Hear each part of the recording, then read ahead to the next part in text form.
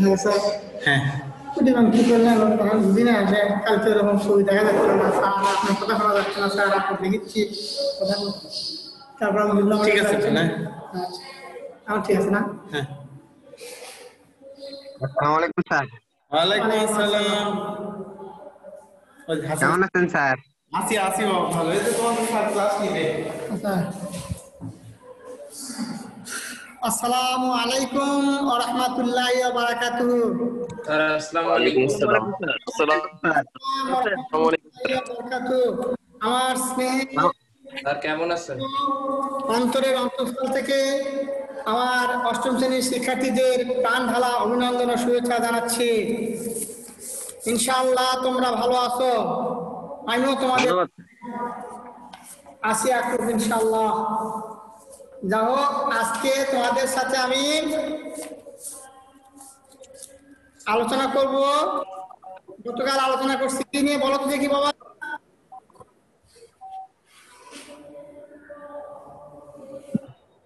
তোমরা ভালো আছো সবাই?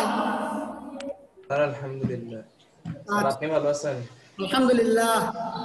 আচ্ছা, তো কালকে আমি কি নিয়ে আলোচনা করছিলাম বলো তো?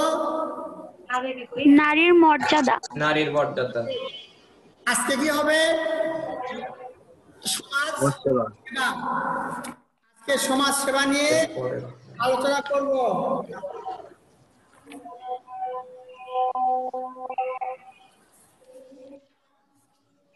আচ্ছা,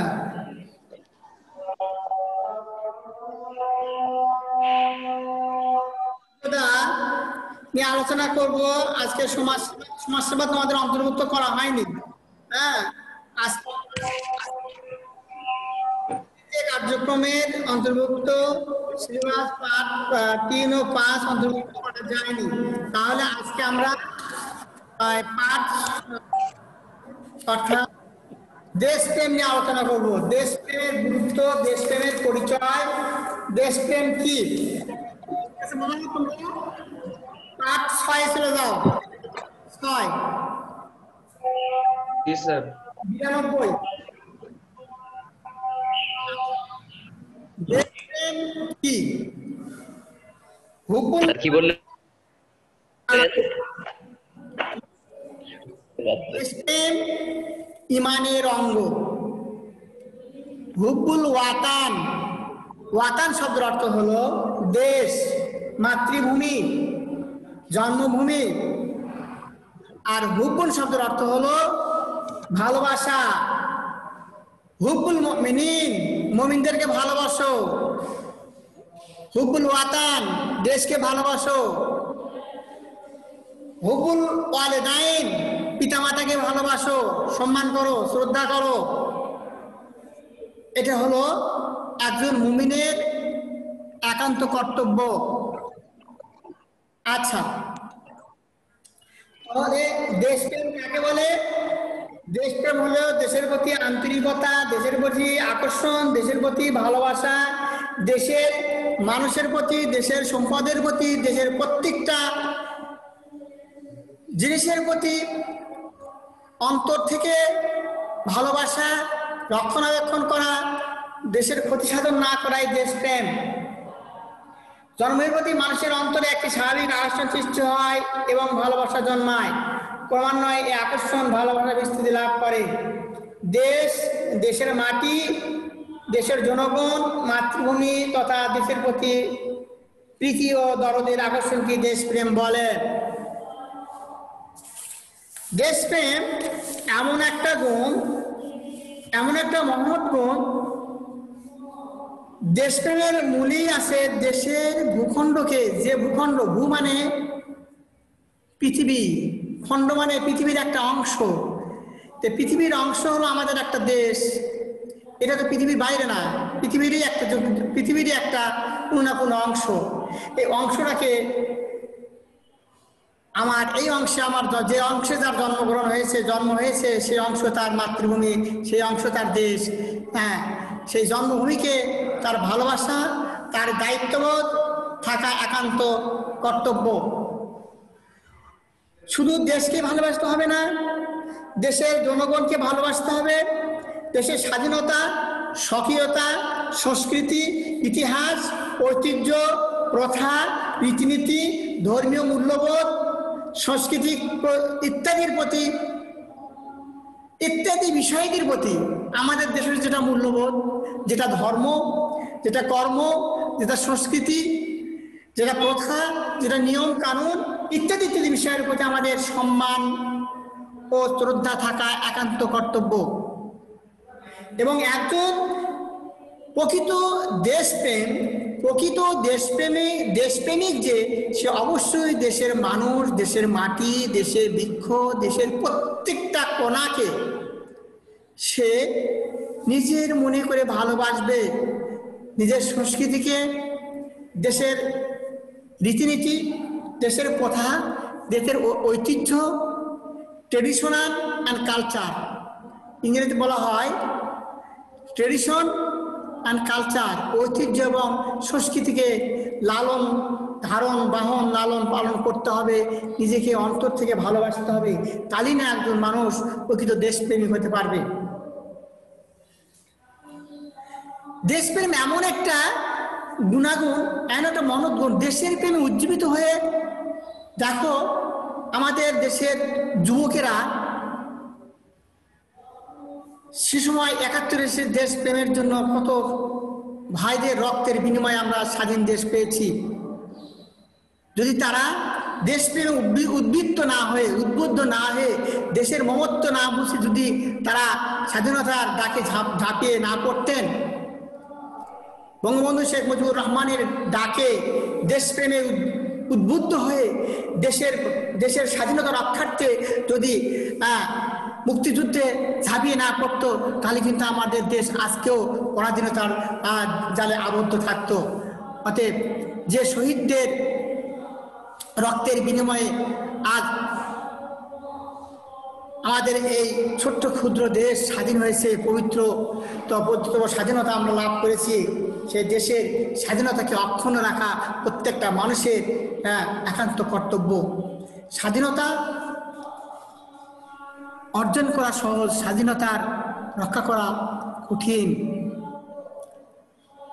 তো আমরা দেশের স্বাধীনতা, সার্বভৌমত্ব, ঐতিহ্য, কৃষ্টি, প্রথা, নিয়মনীতি, মূল্যবোধ ইত্যাদিকে অত্যন্ত শ্রদ্ধা ও সম্মানের সাথে মেনে চলব, মানব, কর্তব্যগুলো পালন করব, অন্যদেরকে এই দেশের প্রতি মমত্ববোধকে জাগ্রত করার জন্য অনুপ্রাণিত করব ইনশাআল্লাহ। আল্লাহ রসুল বলছেন এখানে দেশপ্রেমের সাথে ইসলামের কি সম্পর্ক? মোহাম্মদ রাসূলুল্লাহ সাল্লাল্লাহু আলাইহি ওয়াসাল্লাম বলেন, দেশ রক্ষায় এক রাতের প্রহরা বা রিবাত ক্রমাগত ১ মাসের রোজা ও সারা রাত ইবাদতের কাটিয়ে দেওয়ার চেয়ে উত্তম। সারা রাত ইবাদতের চেয়ে কাটিয়ে দেওয়া উত্তম। অতএব প্রিয় শিক্ষার্থীবৃন্দু, তোমরা দেশের প্রতি এখন থেকেই দেশের প্রতি ভালোবাসা, দেশের মমত্ববোধ, দেশের কল্যাণ ইত্যাদি ইত্যাদি বিষয়গুলো তোমরা জানবে, পড়বে এবং দেশের ভালোবাসা, দেশের প্রতি ভালোবাসা, গাঢ় ভালোবাসা নিয়ে জীবনে বড় হবে, মানুষ হবে, পড়ালেখা শিখবে, তাদের তোমার দ্বারা দেশ, জাতি, পরিবার, সমাজের কল্যাণ সাধিত হয় এই আশা নিয়ে তোমাদের জীবনে প্রতিটা ক্ষণ লেখাপড়ার মাধ্যমে, জ্ঞান অর্জনের মাধ্যমে, প্রকৃত শিক্ষার মাধ্যমে তোমাকে উজ্জীবিত হয়ে মানুষের মতো মানুষ হতে হবে। আচ্ছা, ইনশাআল্লাহ গুড। তো পরিচয় আমরা পেলাম যে দেশপ্রেম কি, দেশপ্রেম কেমন পেলাম। এখন দেশপ্রেমের গুরুত্ব কতটুকু? দেশপ্রেমের গুরুত্ব অপরিসীম। নবী করিম সাল্লাল্লাহু আলাইহি ওয়াসাল্লাম বলছেন, যখন তিনি মক্কার কাফিরদের অত্যাচারে দেশ ত্যাগ করতে বাধ্য হলেন, তখন তিনি মক্কা থেকে মদিনা চলে গেলেন। আর বারবার তিনি মক্কার দিকে তাকিয়ে বললেন, হে আমার, কাতর কণ্ঠে বললেন, ফিরে ফিরে তাকান, মক্কার দিকে বারবার তাকান। আর কাপর কণ্ঠে কষ্ট করে তিনি বললেন, হে আমার দেশ, তুমি কত সুন্দর, আমি তোমাকে ভালোবাসি।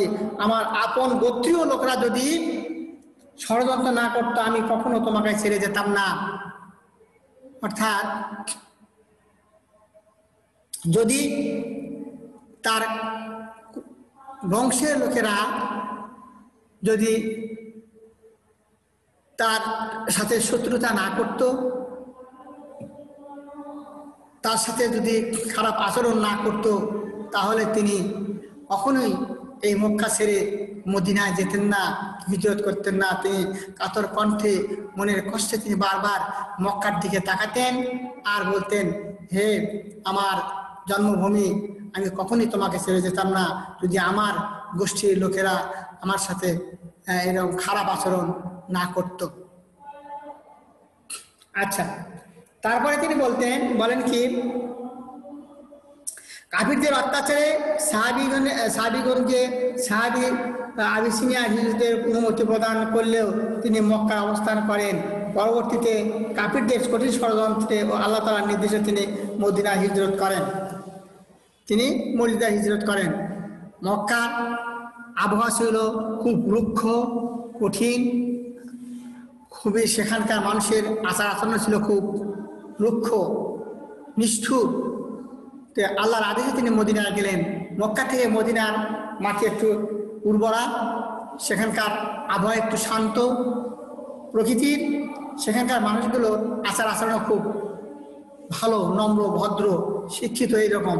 তো আল্লাহ নবী সেখানে হিজরত করলেন, আল্লাহর আদেশ সেখানে হিজরত করলেন। সাহাবীগণ মক্কার স্বদেশ মক্কাকে খুব ভালোবাসতেন। মদিনা হিজরতের পরে আবু বকর, হযরত বিলাল কঠিন জ্বরে আক্রান্ত হন। তারা মক্কার তৃণতা, পাহাড় পর্বত, পানির কথা স্মরণ করে অভিযান করে থাকেন। রাসূলুল্লাহ সাল্লাল্লাহু আলাইহি ওয়াসাল্লাম অবস্থা দেখে বললেন, হে আল্লাহ, মক্কাকে যেরূপ ভালোবাসি তদ্রূপ অথবা তার চেয়ে অধিকভাবে আপনি আমাদেরকে অন্তরে মদিনার প্রতি ভালোবাসা দান করুন। বুখারী শরীফের হাদিস। অর্থাৎ রাসূলুল্লাহ বললেন, যেখানে তিনি স্থায়ীভাবে বসবাস করলেন সেই মদিনাতে রাসূল সাল্লাল্লাহু আলাইহি ওয়াসাল্লাম বললেন যে, হে আল্লাহ, আমার অন্তরে মক্কার যেরকম ভালোবাসা, মদিনারও ভালোবাসা সেরকম আমাদের অন্তরে দান করুন। তাহলে দেশপ্রেম মানুষকে দেশ রক্ষায় উদ্বুদ্ধ করে। কেমন করে? দেশের স্বাধীনতা সার্বভৌমত্ব রক্ষায় দেশপ্রেমিক নিজের জানমাল উৎসর্গ করতেও কুণ্ঠাবোধ করে না। অর্থাৎ তুমি যদি প্রকৃত দেশপ্রেমিক হও, তোমার অন্তরে যদি, মনে যদি দেশের প্রতি ভালোবাসা থাকে, জন্মভূমির প্রতি ভালোবাসা থাকে, মা, মাটি, মানুষ প্রতি যদি এক তিল পরিমাণ ভালোবাসা থাকে, তুমি কখনো দেশের বিরুদ্ধে ষড়যন্ত্র করতে পারবে না। দেশের ভালোবাসার জন্য তোমার জান, মাল, টাকা পয়সা, অর্থ সব তুমি ত্যাগ করতে পারবে। তবে দেশের ভালোবাসা, তোমার দেশের যে ভালোবাসা, সেই ভালোবাসা তোমাকে কেউ বিরত রাখতে পারবে না। দেখো 1971 সালে কত মানুষ শহীদ হয়েছে দেশকে ভালোবেসে, দেশের স্বাধীনতাকে রক্ষার জন্য উদ্বুদ্ধ হয়ে যুদ্ধে অংশগ্রহণ করে তারা দেশপ্রেমে উদ্বুদ্ধ হয়ে দেশের স্বাধীনতাকে রক্ষা করছে, ছিনিয়ে নিয়ে এসছেন। আচ্ছা, তাহলে আমরা কি করব? দেশের সার্বভৌমতা এখন থেকে তোমাদের মনে এই থাকতে হবে, এই কামনা থাকতে হবে যে আমরা দেশের প্রতি ভালোবাসা থাকবে, দেশের সংস্কৃত, কথা, ঐতিহ্য, কৃষ্টি, কালচার ইত্যাদির প্রতি অধিক ভালোবাসা থাকতে হবে এবং দেশের কল্যাণের জন্য তোমাকে উচ্চ শিক্ষা গ্রহণ করে তোমার দ্বারা যেন দেশ জাতির কল্যাণ হয়, নিজের যেন মানুষের মতো মানুষ হতে পারো, নিজেরও যেন কল্যাণ হয়, দেশের জন্য কল্যাণ হয়, জাতির জন্য কল্যাণ হয়, এই আকাঙ্ক্ষা রেখে তোমাকে উচ্চ শিক্ষায়, সুশিক্ষায় শিক্ষিত হতে হবে। তাহলেই না তুমি প্রকৃত দেশপ্রেমী। তোমার দেশপ্রেম থাকতে হবে, দেশপ্রেমের পাশাপাশি তোমাকে ভালো পড়ালেখার প্রতিও প্রেম, ভালোবাসা থাকতে হবে।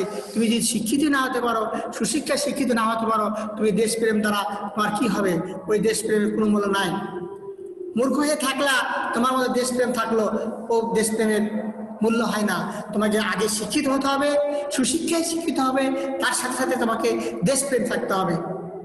তুমি যদি দেশকে ভালোবাসে থাকো, সুশিক্ষা হও, যেন তোমার দ্বারা দেশের কল্যাণ হয়, দেশের মঙ্গল হয়, জাতির কল্যাণ হয়, পরিবার সমাজের তোমার দ্বারা কল্যাণ হয়, এই কামনা করবে এবং দেশপ্রেমে উজ্জীবিত হবে। রাসূলুল্লাহ সাল্লাল্লাহু আলাইহি ওয়াসাল্লাম বলেন, দেশ রক্ষা এক রাতের ইবাদত, প্রহরা দেওয়া ক্রমত 1 মাসের রোজা। 1 মাস রোজা রাখলে যে সওয়াব পাবে, আর সারা রাত ইবাদতে কাটিয়ে দিলেও দেশের রক্ষায়, দেশ রক্ষার জন্য একদিন যে খরচ করবে 1 মাস রোজার চেয়েও আর সারা রাত ইবাদতের চেয়েও অনেক মূল্যবান, অনেক সম্পদ। তাহলে দেশপ্রেম কত একজন মুমিনের জন্য, একজন ইমানদার ব্যক্তির জন্য দেশপ্রেম উদ্বুদ্ধ থাকা, দেশের প্রতি ভালোবাসা থাকা, দেশের প্রতিটি কণার জন্য তার উজ্জীবিত থাকা, ভালোবাসা থাকা অন্তরে কত বড় মূল্যবান।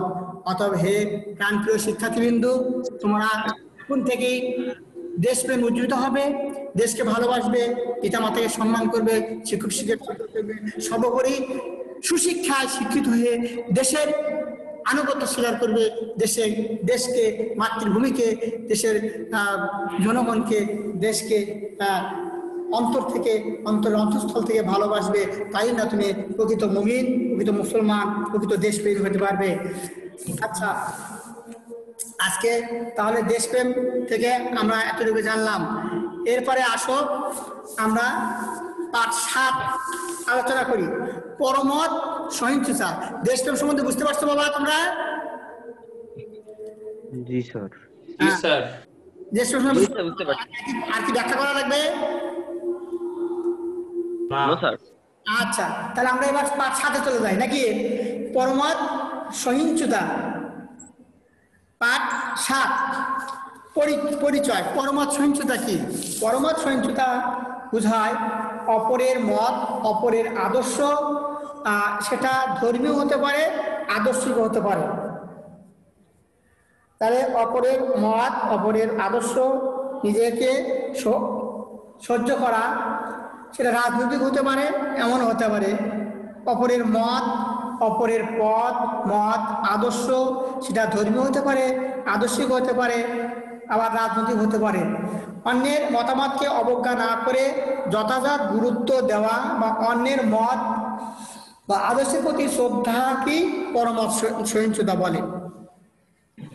তুমি যে ধর্মেরই হও না কেন, তোমার আশেপাশে অন্য ধর্মের লোক থাকতে পারে, তোমার ছোট ভাই তোমার চেয়ে ছোট, সে একটা কথা বলল, সে একটা মতামত দিল, সে তাকে উপেক্ষা না করে তার মতামতটা তোমাকে শুনতে হবে, তোমাকে জানতে হবে।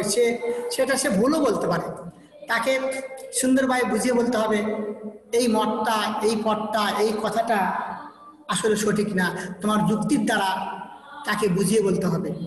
তাই বলে তার মতকে তুমি অসহ্য করবা, ঘৃণা করবা, প্রত্যাখ্যান করবা, এটা হয় না। তাকে তুমি বলতে দাও, তার মনের কথাটা তুমি শোনো, শুনতে দাও, বলতে দাও। হ্যাঁ, তাহলে কি অপরের কথা, অপরের মত, অপরের আদর্শের প্রতি শ্রদ্ধা দেওয়া কি, শ্রদ্ধা করা কি? হ্যাঁ, সেটা ধর্মীয় হতে পারে, আদর্শিক হতে পারে, রাজনৈতিক হতে পারে। সেটাকে সহ্য করা, শ্রদ্ধা করা, সম্মান দেখানোই হলো পরমত সহিংসতা। অর্থাৎ অপরের মত, অপরের মতামতকে সহ্য করা, সেটা জানা, শোনার মতো ধৈর্য ধরা হলো পরমত সহিংসতা। আর এটা হলো আখলাকে হামিদার, যেহেতু আমরা এটা আখলাকের মধ্যে অংশ, এটা আখলাকে হামিদারই একটা অংশ। তাহলে আমরা অপরের মতামতকে, অপরের কথাকে, অপরের আদর্শকে, অপরের রাজনৈতিক কথাবার্তাকে ইত্যাদিকে, ধর্মকে আমরা শ্রদ্ধা করব, কখনো কটাক্ষ করব না। হিন্দু সংখ্যালঘু আমাদের, তাদেরকে আমরা ঘৃণা করব না। আল্লাহ রাসূল বলেছেন লাকুম দীনুকুম ওয়ালিয়া দীন। আমাদের দেশে এক শ্রেণীর কট্টরপন্থী লোক আছে যারা অন্য ধর্মের লোককে ঘৃণা করে, কটাক্ষ দৃষ্টিতে দেখে, এটা করা ঠিক না। তাদের ধর্ম তারা পালন করুক, তাদের কার্যক্রম তারা করুক, তুমি সেটা তাদের বাধা দিবে কেন, তুমি তাদেরকে ঘৃণা করবে কেন? না, সেটা করা যাবে না। তাহলে তাদের মতকে, তাদের আদর্শকে শ্রদ্ধা দেওয়া, সম্মান দেওয়া, এটাই হলো পরমত সহিংসতা। সহিংসতা মানে সহ্য করতে হবে তার মতামত, ভাব প্রকাশ, তাদের ধর্মের প্রতি যেন কোনো কেউ বাধার সৃষ্টি না করে, এগুলো সম্মান দেওয়া, তাদের কাজ নির্বিঘ্নে করতে দেওয়াই হলো পরমত সহিংসতা। এটা করতে হবে।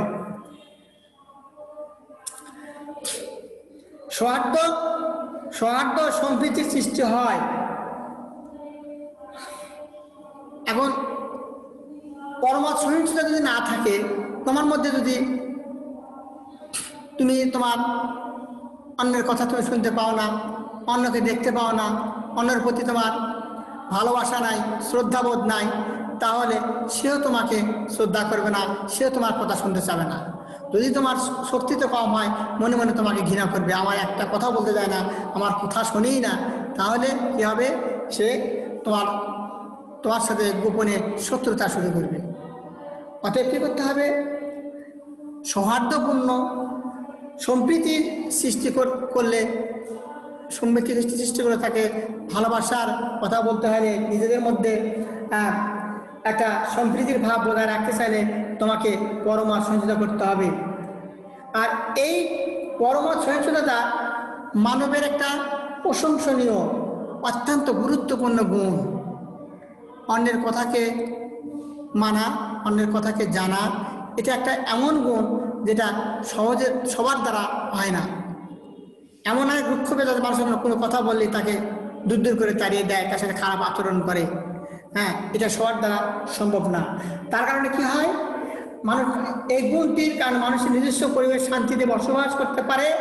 আর যদি এই গুণের অভাব হয়, পরমত সহিংসতা না থাকে, তাহলে অশান্তির সৃষ্টি হয়, সমাজের মধ্যে বিশৃঙ্খলা, দলাদলি, মারামারি, কাটাকাটি, হিংসাহিংসি ইত্যাদির প্রসার লাভ করে। অর্থাৎ সমাজে, পরিবারের মধ্যে একটা বিশৃঙ্খলা সৃষ্টি হয়। অতএব একজন মানুষের জীবনে, মুমিন ব্যক্তির জীবনে যদি প্রশংসনীয় গুণ থাকে, আখলাক হামিদা যদি গুণ থাকে, তার মধ্যে একটা গুণ হতে হবে পরমত সহিংসতা। অর্থাৎ অপরের মতকে সহ্য করা, অপরের মতকে শ্রদ্ধা করা, অপরের মতকে আদর্শের প্রতি শ্রদ্ধাকে, ভালোবাসা গ্রহণ করা, শ্রদ্ধা করতে হবে, সম্মান দেখাতে হবে। গুরুত্ব, এখন এখানে গুরুত্বের মধ্যে কতগুলো জিনিস আছে, সেটা হলো, 1 নাম্বার হলো, দেখো, পারিবারিক শান্তি লাভ। পরমত সহিংসতা করলে কি হবে? পরিবারের মধ্যে শান্তি আসবে, সামাজিক শান্তি প্রতিষ্ঠা হবে, রাষ্ট্রীয় শৃঙ্খলা রক্ষা হবে, আন্তর্জাতিক স্থিতিশীলতা থাকবে। পরিবারের মধ্যে, পরিবারে কীভাবে শান্তি লাভ হবে? একটি সুস্থ সুন্দর পরিবারের জীবনের জন্য পরমত সহিংসতার গুরুত্ব অপরিসীম। সুখ শান্তি, পরিবারের সদস্যের মধ্যে মতামতের প্রতি শ্রদ্ধা প্রদর্শন ও সহানুভূতির মনোভাব পোষণ করার মাধ্যমে পারিবারিক শান্তি লাভ করা যায়। আমার প্রতিবেশী যেই কেউ হোক না কেন, তার পরিবারে যদি মুরব্বি থাকে, পিতা থাকে, পিতার কথা তোমাকে শুনতে হবে। আবার পিতাকে মাতার কথা শুনতে হবে, সন্তানকে পিতার কথা শুনতে হবে, পিতাকে সন্তানের কথা শুনতে হবে। সবাই মিলে মতামতের ভিত্তিতে একটা কাজ করতে হবে। এখন তুমি যেটা বোঝো সেটাই চাপিয়ে দিলে, পিতা যেটা বোঝে সেটাই সবার পরিবারের উপর চাপিয়ে দিলে, সে মত নাও গ্রহণ করতে পারে। অতএব এভাবে সংসারের মধ্যে, সাংসারিক বা পরিবারের মধ্যে একটা বিশৃঙ্খলা দেখা দিতে পারে। তুমি যে সিদ্ধান্তটা নেবে, সেই সিদ্ধান্তটা, পিতা যে সিদ্ধান্তটা নেবে, সেটা হয়তো ভুলও হতে পারে, সে সঠিক নাও হতে পারে। সেজন্য ইসলাম কি বলে, রাসূল সাল্লাল্লাহু আলাইহি ওয়াসাল্লাম কি বলে, যে তুমি যে কাজটা করবে, পরিবারে যে কাজটা করবে, সেই কাজটা তোমার স্ত্রী, তোমার সন্তান, তোমার এর নিয়ে বসে মতামতের ভিত্তিতে ওই কাজটা করা ভালো। তুমি কাউকে না পুষে একটা মতামত দিলে, সে মতামতটা অনেকে গ্রহণযোগ্য নাও হতে পারে।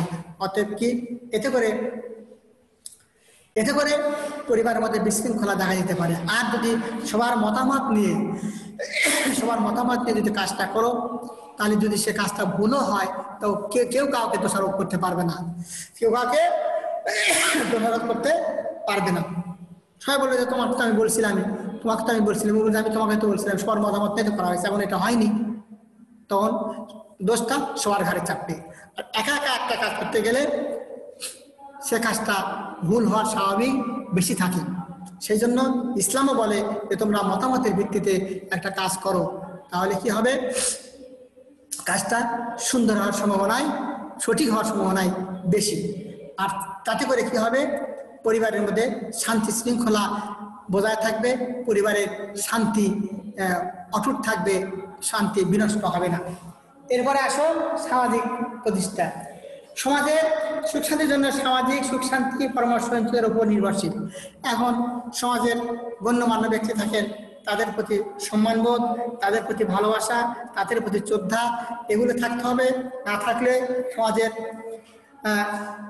সহমর্মিতা প্রদর্শন, সমাজের বিভিন্ন মতাদর্শের লোক থাকতে পারে, হিন্দু, বৌদ্ধ, খ্রিস্টান ইত্যাদি ইসলাম ধর্মের লোক থাকতে পারে, সবারই মতামত গ্রহণ করতে হবে, সমাজের সাথে সবারই আন্তরিকতা থাকতে হবে। তাহলে কি হবে, সবার সাথে শ্রদ্ধাবোধভাবে তার মতামতকে সম্মান দিয়ে কাজ করলে সমাজের গণ্যমান্য ব্যক্তিদের নিয়ে, কি হিন্দু কি মুসলিম সবার কিছু একটা মতামত নিয়ে একটা কাজ করলে সমাজ কীভাবে উন্নয়ন, সমাজের কীভাবে পরিবর্তন ঘটানো যায়, সমাজের শিক্ষা লাভ, রাস্তাঘাট, পয় প্রণালী কীভাবে সুস্কার করা যায়, সবারই মতামত নিয়ে কাজটা করলে সমাজের শান্তি শৃঙ্খলা বজায় থাকবে, সমাজের উন্নতি হবে, সমাজের উন্নয়ন লাভ হবে। এভাবে আমরা মতামতের ভিত্তিতে পরমার্থ সহিংসতার মাধ্যমে সমাজের উন্নয়ন করতে পারি। রাষ্ট্রীয় শৃঙ্খলা বোধ, ধর্মগত যত লোকের মনে বাস থাকুক না কেন, সহায়তা সম্প্রীতি সমঝোতা সবস্থানের মাধ্যমে পরমার্থ সহিংসতা অপরিহার্য।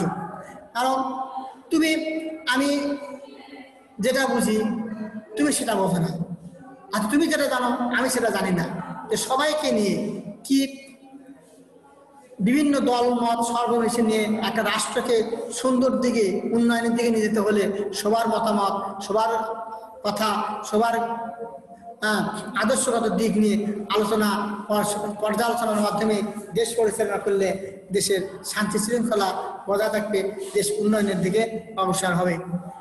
এরপরে আসো পরমার্থ সহিংসতার আন্তর্জাতিক স্থিতিশীলতা। এখন এক রাষ্ট্র অন্য রাষ্ট্রকে দেখতে পারে না, আবার এক রাষ্ট্র আর এক রাষ্ট্রের সাথে সম্প্রীতির ভাব থাকে, ভালোবাসে, মানুষকে ভালোবাসে, একে অপরকে ভালোবাসে, সম্মান শ্রদ্ধা দেখায়। তাহলে যেমন আজকে ভারত পাকিস্তান যুদ্ধ, এ ওর সাথে যুদ্ধ বাইরে দিচ্ছে, এ করতেছে, সে করতেছে, কিন্তু এইগুলো যদি পরমার্থ সহিংসতা থাকতো, একজন একজনের প্রতি শ্রদ্ধাবোধ থাকতো, তাহলে কি হতো, এই যে হানাহানি কাটাকাটি, মারামারি খুনাখুনি, এক দেশ আরেক দেশ অধিকার করে নেওয়া, দখল করা, এটা থাকতো না। যদি মতামতের ভিত্তিতে আন্তর্জাতিকভাবে আলোচনা সমাধানের মাধ্যমে দেশের সমস্যাগুলো সমাধান করা যায়, তাহলে সেটা হবে আন্তর্জাতিক। অর্থাৎ আদর্শ, বিভিন্ন দেশ সমাজের আদর্শ, রীতিনীতি, আইনের প্রতি শ্রদ্ধা, সম্মান থাকলে আন্তর্জাতিক সম্পর্ক স্থাপন ও পারস্পরিক স্বার্থ লাভ করা সম্ভবপর। এভাবে আমরা কি করতে পারি, পরমার্থ সহিংসতার মাধ্যমে দেশের মানুষ, এক দেশ অন্য দেশের সাথে সম্পর্ক স্থাপন করা যায়, দেশের প্রতি মানুষের সহায়তা লাভ করা যায়, স্বার্থ অস্পষ্ট থাকে, অক্ষুণ্ণ থাকে। এভাবে আমরা দেশের প্রতি সম্মানবোধ রাখতে পারি। অতএব আমাদেরকে দেশের প্রতি, মানুষের প্রতি, অন্য ধর্মের প্রতি, সবার প্রতি পরমার্থ সহিংসতা, তাদের মতাদর্শ, তাদের আদর্শ মেনে নিয়ে পরমার্থ সহিংসতার মাধ্যমে নিজের উন্নতি করা, দেশের উন্নতি করা, পরিবারের সমাজের উন্নয়ন সাধন করা ইত্যাদি কাজ করা আমাদের একান্ত কর্তব্য।